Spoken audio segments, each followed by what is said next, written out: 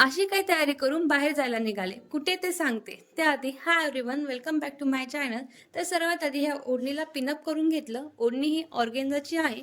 त्यामुळे याला पिनअप करायची किती गरज आहे, हे मला वेगळं सांगायची तर अजिबात गरज नाही. असं काही फायनल लूक झालं असं तुम्हाला वाटत असेल, पण नाही. सध्या लूकमध्ये एक गोष्ट नेहमी ॲड होते. ती म्हणजे हा चष्मा हा लावून घेतला. कारण की जर लावला नाही तर माझं मायग्रेन माझा पिच्छा सोडत नाही. मग फायनल लूक हे झालं. सोबत घेतली पर्स. मॅचिंग वगैरे काही नाही बरं का. रोजचीच पर्स आहे आणि आता ज्या फोनमध्ये तुम्ही मला बघताय, तो फोनसुद्धा याच्यात ठेवते आणि पटकन जायला निघते.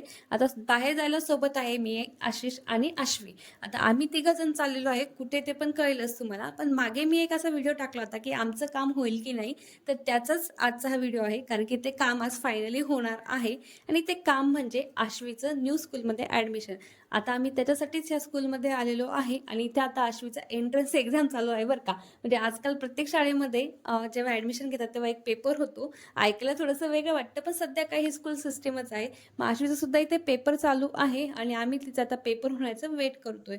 फायनली आश्वीचा पेपर झाला. आम्ही घरी जायला निघालो. काही डॉक्युमेंट्स वगैरे आणायचे होते घरून त्यासाठी.